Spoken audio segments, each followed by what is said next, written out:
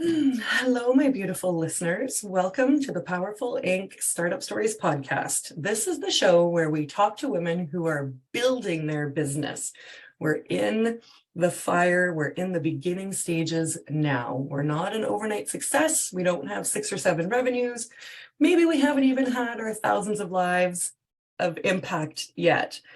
But that's the whole point, right? We want to be real and we want to be together in being encouraged, feeling supported, and normalizing the startup process. And today's journey is with Danielle LaRose, who is I would say, fitness and empowerment coach for women, and even specializes in girls. And like this, Danielle and I just met, and I'm already so excited to know her and to merge worlds, because the way that she's positioned her business speaks right into my heart. And if you're raising daughters or have nieces or just care about the future of the world, I think she's gonna touch your heart too, because she's just got so many beautiful things that we're going to go through. And I want to get her talking, but I just want to say that she's here on a mission to create a world where every girl and every woman looks in the mirror and loves who she sees. And if you've been hanging out in my space, you know how important this is to me, and loves who she sees inside and out. So let's just get into this conversation. I know that it's just going to be gorgeous. Welcome to the show, Danielle. Thanks for joining me today. Hello, thank you so much. I am so freaking excited to be here. I know you have things and you want to jump in, but before we do that, I just got to say I've been binging all the episodes of the podcast, and what you are doing is so freaking special and so just, I don't know, just every time I listen to a different story, it was oh my gosh, that's me. I can relate to that. I can relate to that. Right. And it's just I think you said it even at the beginning, we're not alone. Thank you for making me feel normal. Thank you for giving this space. It's just so powerful what you're doing. So I really, really, really appreciate it. And I'm crying. Good, because I already had tears. So we're going here already. Oh, mind blown. You checked out the show before coming on. It's fucking awesome. Of course. I had to know what I was getting myself into. I mean, what if it was not to be weird, but what if it was oh, maybe I shouldn't be doing this podcast. But I'm a full-on crazy person, so for sure you should make sure you vet me before coming on. Oh my God, I love it. So you can see our hearts are aligned, and this is amazing feedback, and I so genuinely appreciate. So take us through your origin story then, because you are a powerful startup. 7 years of sitting on this and being in the industry from what I've read about you. So tell me what the 7-8 years to now have been. Yeah, it's so crazy, because it almost feels like yesterday, but then it also feels like 100 years ago. Mm-hmm.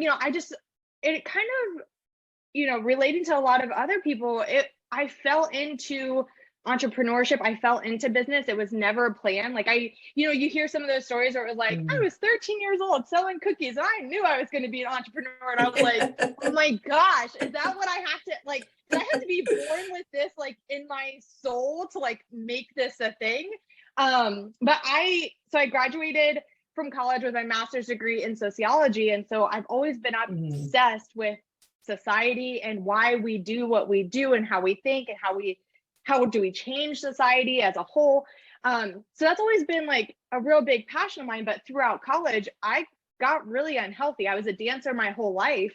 And then I went to college and I was oh my gosh, I'm in control of my food choices now. I'm eating McDonald's twice a day. I'm going to drink 6 Mountain Dews a day.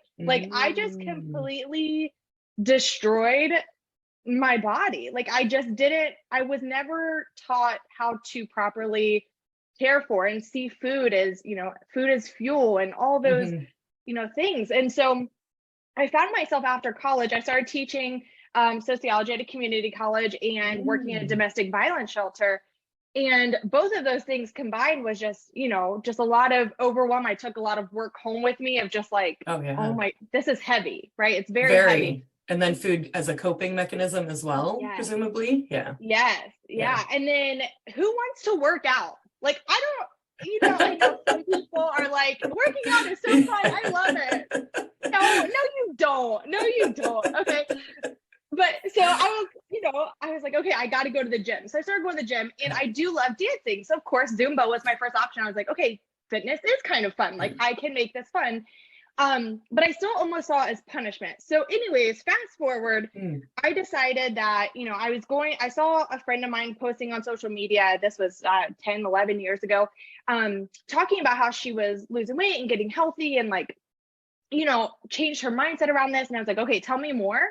And so I got started in the fitness world at that point. I became a personal trainer, group fitness instructor, nutrition coach, like all the things that I wasn't supposed to be because I love McDonald's and Mountain Dew and all the things.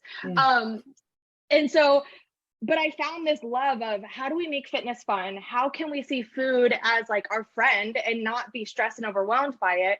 So I got into this industry that I was almost kind of against because in my mind, our bodies are perfect as they are, right? Yeah. Like I don't need to change my body to love myself. And so I really wanted, that was my focus in all of my studies was women's health, like, and how do we combat the marketing of our bodies are objects, and how do we, teach our girls like that your body is perfect as it is. And so I found myself in this like weird situation where I'm like, yay, do fitness, eat healthy, but also like love yourself exactly at the same time. And then I was like, okay, I can make it my own. It doesn't have to be what everyone else is doing. Fitness doesn't have to look like 6-pack abs and, talk about eating salads. It can look my way. And so I went on this whole journey, but in the back of my mind, I still had this thing where I was like, I grew up hating, and I hate to say that now, but it's true. I hated my legs. I have lots of cellulite. I spent all my high school graduation money trying to get rid of it. So on some procedure that was like, a scam. Like it didn't work. So I did I took diet pills and I did all the things to try to change my body. And so for me, I just was like, okay, I also was one of the people that in college, even though I became an instructor and all the things, I was petrified to speak in front of people. Like it might seem like I'm cool right now and I'm easy to like, but you get me in a group of people and I'm like, I freeze, right? I struggle with really talking in front of people. And so for me, I was like, I don't want another little girl to ever grow up that way.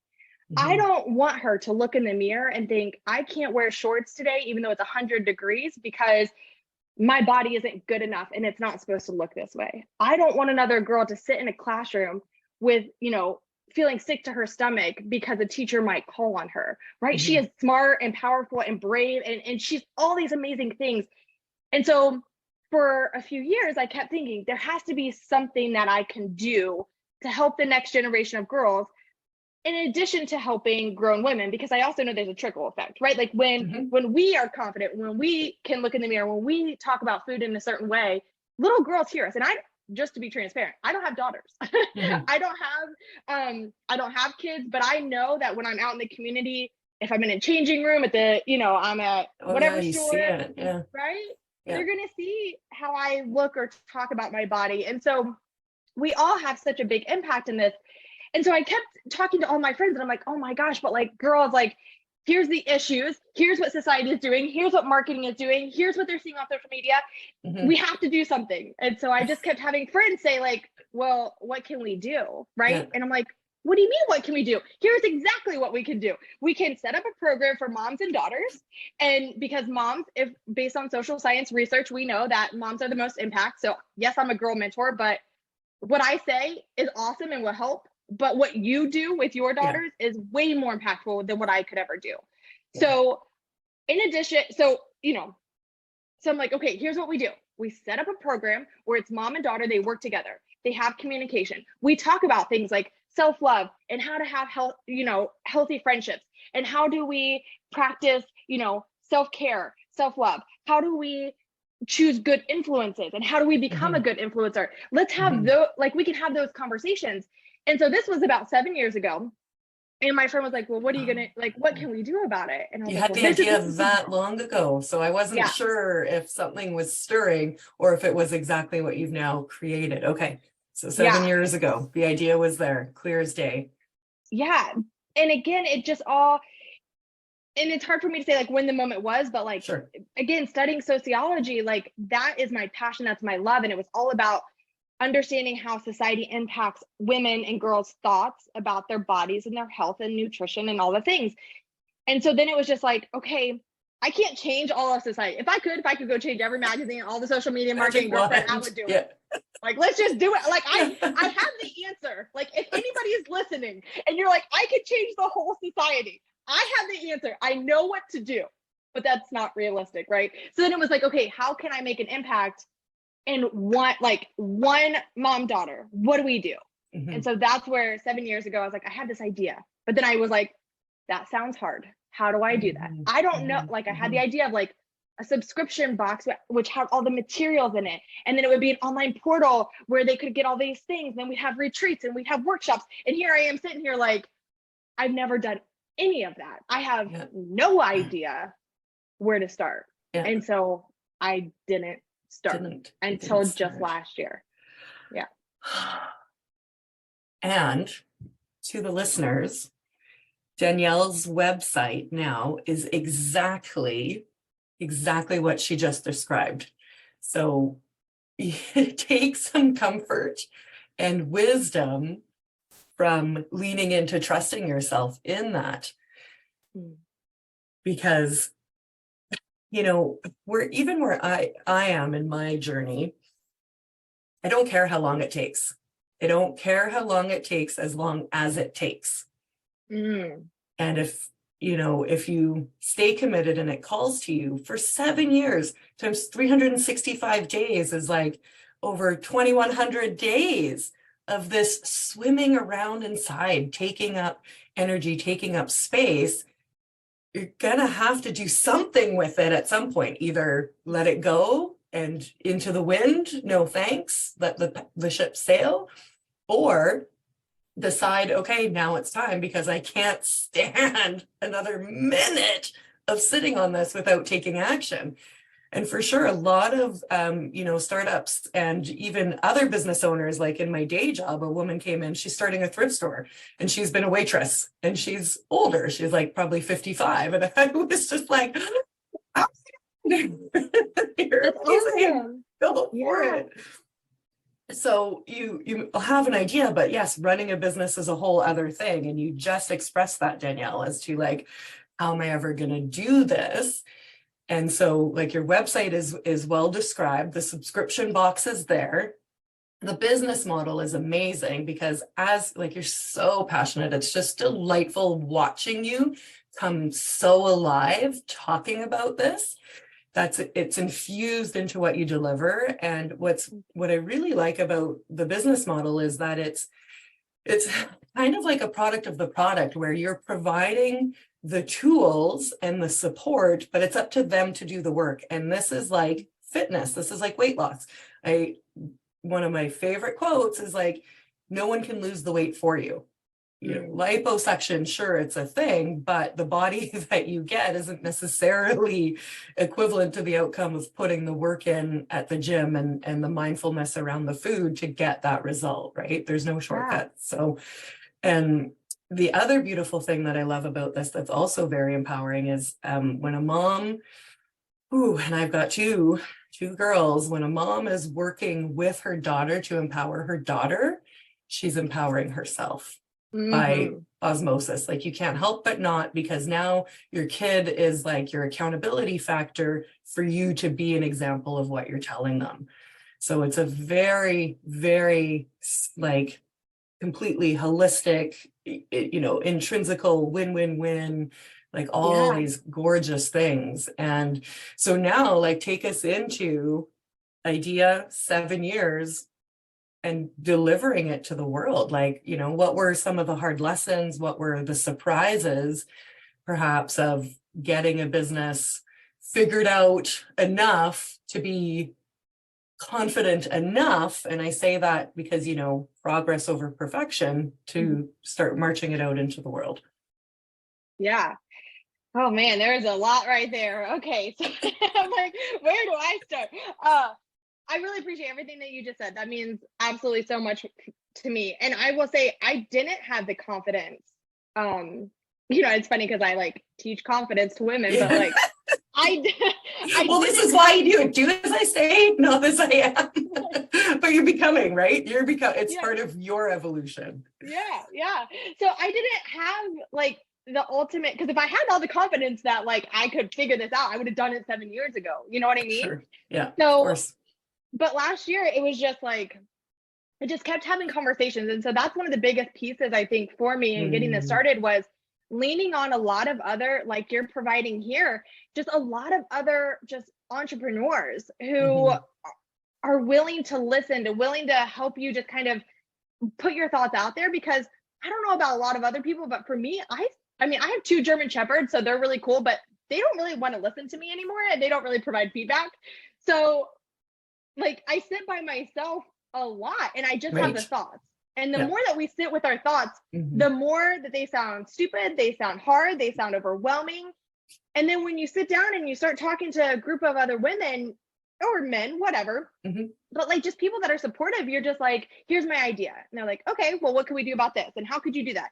So for me, I spent the first half of last year really putting myself into communities that would allow me to have those conversations. So joining some membership type programs, meeting up with just friends, just really being willing to put the idea out there. Because I said that idea 7 years ago and then I never really talked about it again. Okay. It was just in my head. Okay.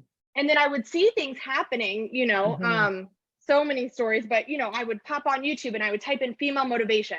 Don't do it unless you want to get really upset. But I typed in female motivation and it was just all pictures of women working out with very little clothing on. And I'm like, oh my gosh, our girls are seeing this. Who's going to do something about that? Right. And so kind of like you said, I just decided that if it's not me, then who? And eventually, that this dream and passion might find somebody else and they might do it. And then it's going to leave me. And that would be really sad. So I started having those conversations. And then I was just like, you know what? I'm not really sure how this is going to work. But all I know is that I was born with this passion and purpose in my soul, and it's up to me to try it. And if worst case scenario, right?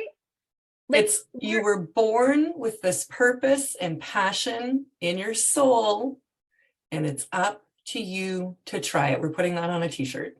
It's $1 million quote right there, covered in goosebumps. That is the most beautiful and simplest way to get out of your own way, to just go and do the damn thing. You guys, say it again. I was born with this purpose and passion in my soul, and it's up to me to try it. Okay, keep going. Thank you for pulling that out. That means a lot to me. That was thank you. Just thank you. So that was the purpose and passion in my soul. And so what am I going to do about it? And so then I just was like, okay, I decided in, what would it have been? End of May. I decided to just put it out to social media. Hey, we're doing this.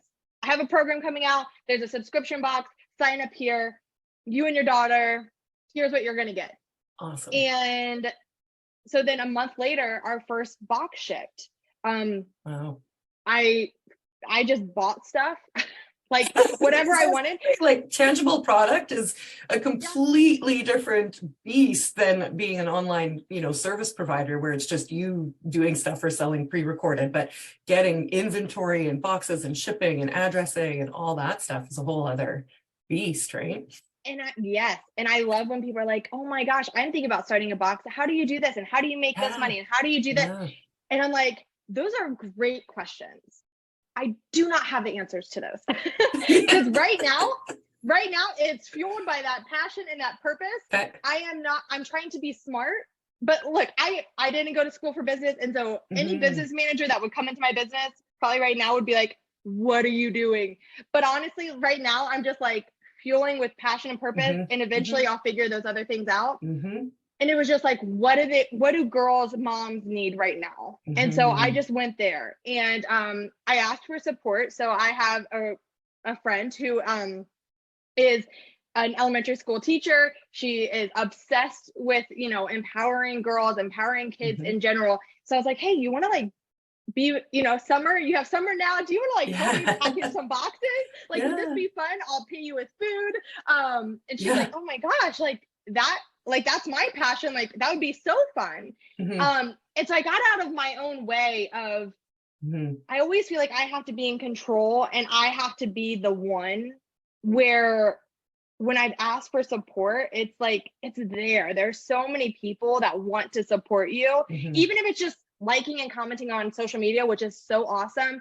Or maybe it's packaging boxes, or maybe it's just brainstorming ideas, like getting out of our own way and being like, hey, I need support. I need, could this be mutually beneficial for both of us? Has really helped a lot. So we figured out how to package boxes. Yes, long term, we know that we'll probably get to a point to where we got to outsource that, which is going to break my soul, because we, like, all the little things are just so fun to, like, we package it a certain way, we sprinkle some stuff in.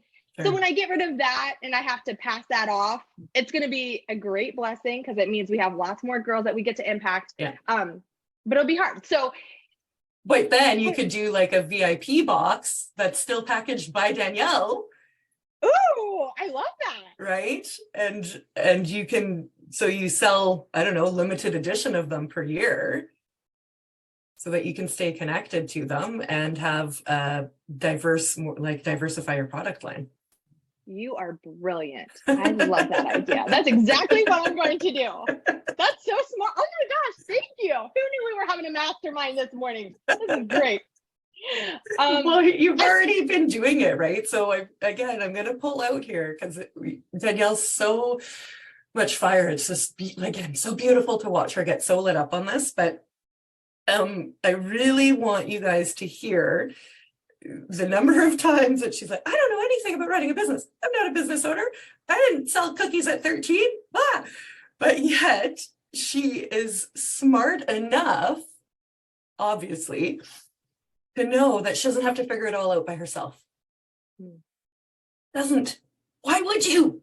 When we're babies, for crying out loud, or puppies, whatever you're raising, plants, you don't just leave them alone. You nurture them. They're not alone. So these wild adult perfection, pressurized expectations we have on ourselves, forget it, guys. Forget it.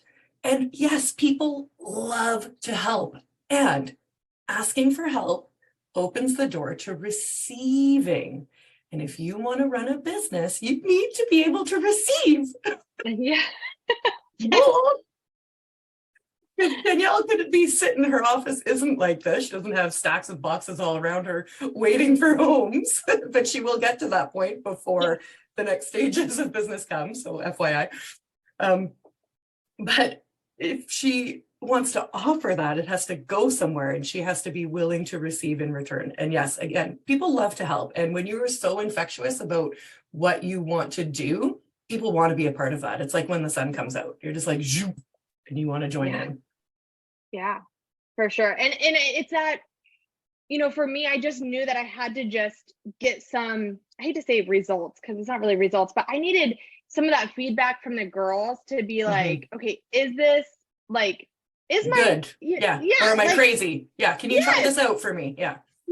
And so it was that first like round, and then we had a retreat with a mother-daughter retreat, and just like my soul was just like on fire. And I'm like, no matter what happens, because I mean, shoot, let's be honest, like there's been plenty of times within just the past year, it's not even been a full year, where I'm like, okay, maybe this is too much. Maybe there's other programs. Maybe I should just refer them to other things or do something different. Like plenty of times, because it gets challenging, and it can get, I mean, still asking for support. I still every day, like really sit by myself, right? Until, those meetings happen or whatnot. But just leaning on that, like the pulling on those little moments to where the girls are, we had a workshop that we did, and the girls at the end were, one of them, we asked for feedback, and she was like, I've learned that, about my body power, and that I can make healthy choices for me. And I'm like, okay, it's all worth it. No matter if it doesn't matter if one more thing gets sold, like, this was worth it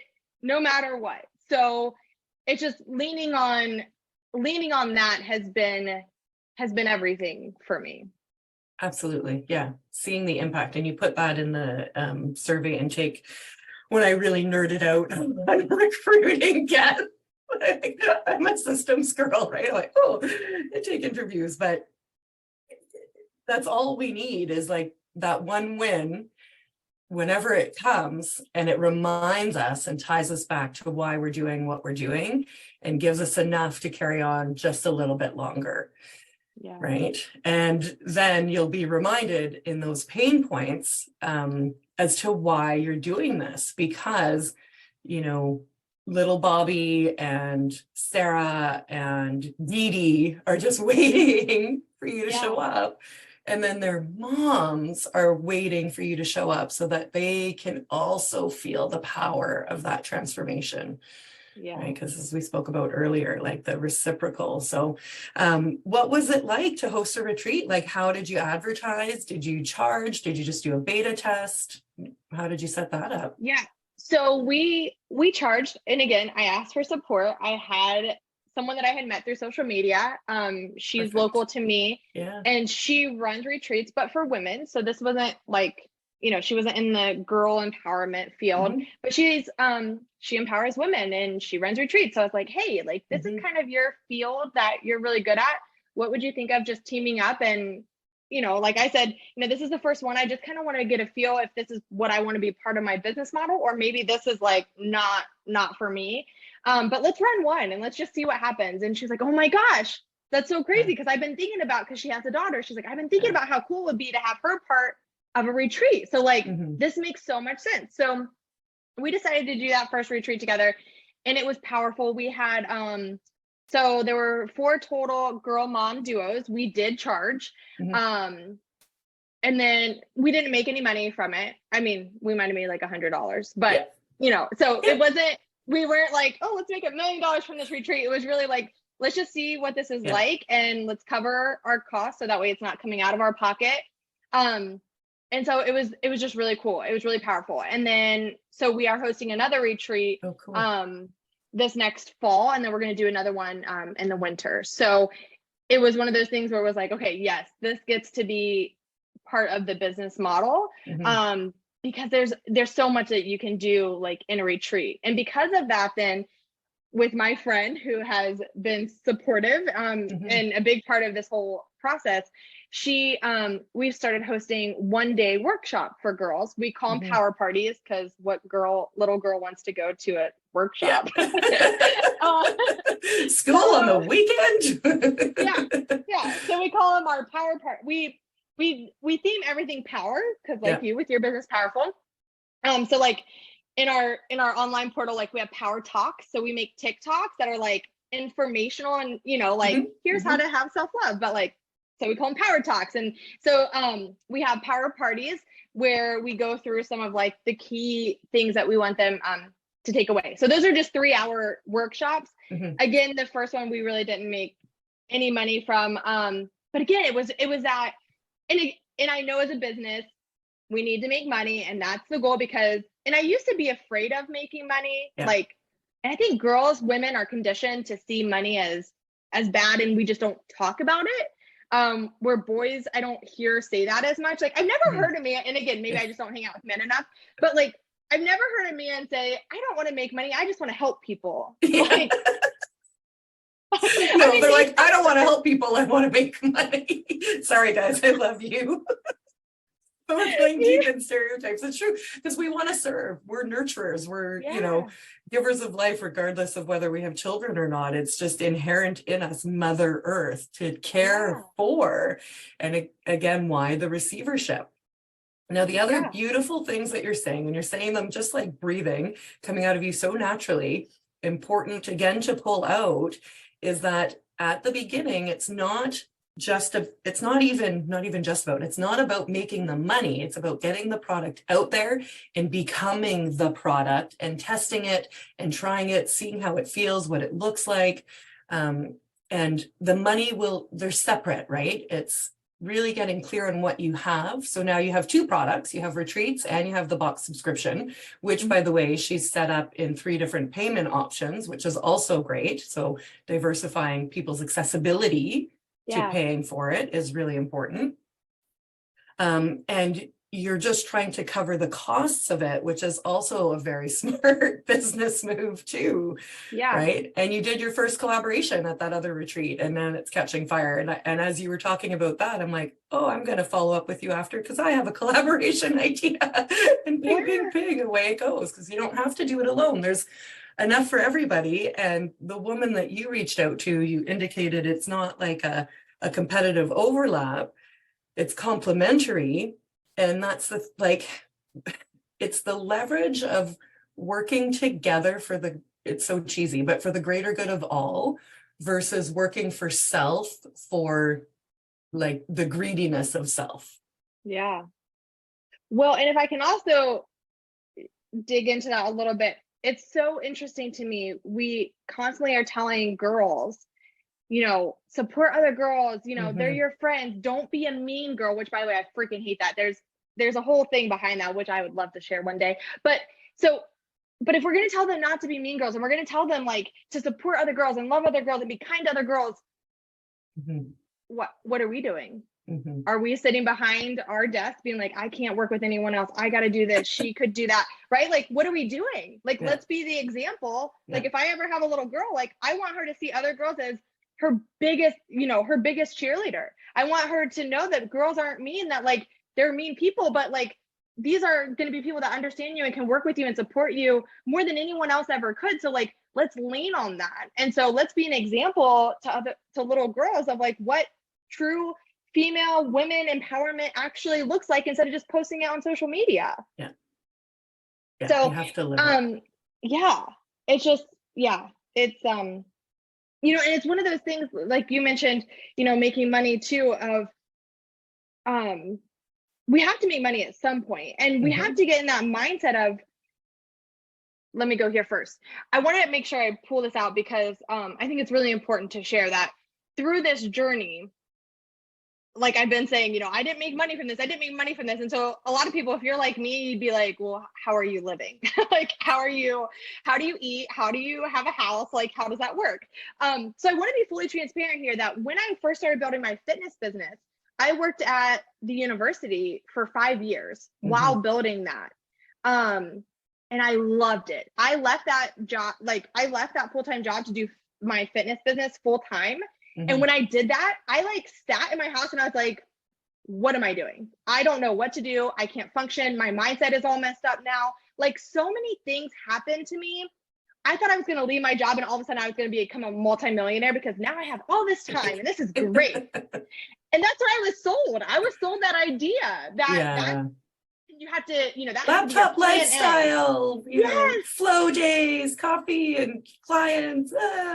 But when we've been an employee for however long we've been an employee, like there is a very present structure around that. And I've noticed, like, I'm still employed, right? But I've noticed the big difference is, like, at work, the work comes for me. I don't have to go out and find it. And that's the difference with being an entrepreneur, is you have to go out and find it every day, or at least every month, to pay the bills and do the next. So there is an adjustment. And, there's this new, maybe not new, but I'm really feeling this messaging around being an employed entrepreneur, because you don't have to just be one or the other. And it doesn't mean you're not committed. It just means that you're at that stage in what you're doing. And one female business owner I spoke to went back to work, and she wants to have the business and the job, right? So adjusting. It's like when you retire. I've noticed a lot of people who, when they retire after 30-year careers, they're like, oh my God, I don't know what to do. Yeah, it's so true. But again, like, we're just sold this idea as an entrepreneur that like you have all this time and now it'll like just explode so much. Yeah. And it didn't feel good to me. And then, so for so long, I was like, I don't know what I'm doing. This freaks me out. So then I started this business, and again, I kind of had that mindset. Okay, this should be my all in. Like, I shouldn't do anything else. This should be it. And then I read a book, and now I can't remember. It might've been the originals. And at the beginning of the book, somewhere talks about, he talks a lot about, very successful businesses, like huge, like names we all know, those types of businesses, and how they started, and how so many of them started and they still had jobs. They were employed. They were employees. And how that allowed them to have a mindset that allowed them to build their business. And I was like, oh my gosh, like, okay, it's okay. Like, I can do this. So what I decided to do, I do love social media. I do love helping female business owners. So I started doing social media content and posting and support for other female business owners. And so that is how I pay my bills. Now, I don't seek stuff for that. I don't post about it publicly or anything like that. I just have a few clients that I do that for, and I still work for the gym. And it allows me to be like, okay, this is the money that I invest into this business because this is my passion, this is my heart. And then that will eventually make money. And then I'll say goodbye to some of these other things that no longer, fuel me or whatnot. But right now that feels good that I'm like, I can build this business without stressing about the money because I have other things that allow me to do that. And so just for any listeners that are like, feeling that where you're like, oh, I should be all in on my business, or I shouldn't have a full-time job, or I can't wait to leave my job. Yeah. Maybe it's a blessing. And, and I know that's hard to hear now because I was like, oh, I don't want my job anymore. But just, I just wanted to throw that out there just in case anyone is, you hear a lot of these stories and you're like, how are you making money then? What are you doing if you're saying, oh, I'm not making money? That's what I'm doing, is I'm dabbling into my other passions and things that I'm good at to support the business that I know long-term down the road, when, like you said, when the time comes, the time will come. And that will be a huge successful business that will impact a lot of lives. And the more money I make there, the more I can support, because we do have, we are building out a sponsorship program for girls whose moms aren't in the position to be able to afford it, because I don't want to turn a girl away. Every girl deserves to hear this message, have support, and her mother to have the same. And so that's where I'm like, okay, we get to start making money though, because the more money we make, the more people that we can help. You can have. Yeah. 100%. Yeah.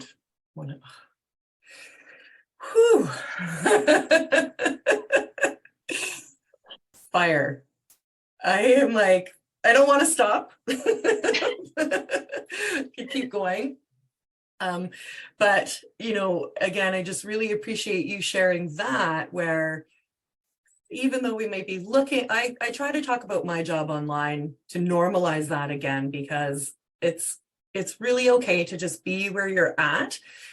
Because in the grand scheme of things, it's not where you're always going to be. Like, I've lived in 3 different provinces in Canada. I've had multiple different jobs. I've had different relationships, although I'm in my last one now, like my lifetime one.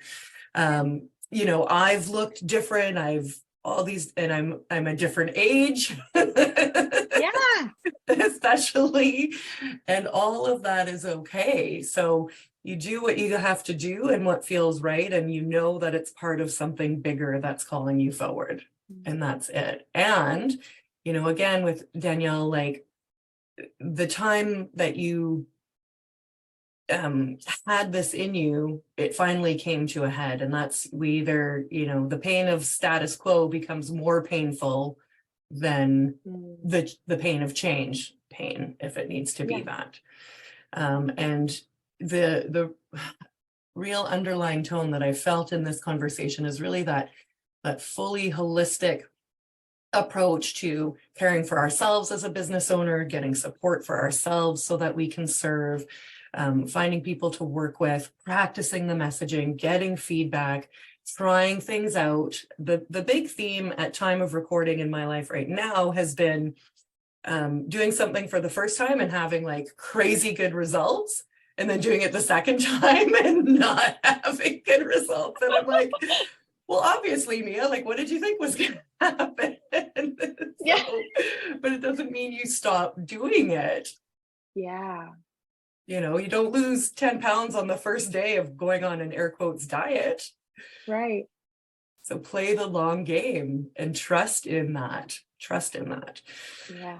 So I highly encourage you guys to go and find Danielle online. Of course, all of her links and things and bells and whistles will be in the show notes.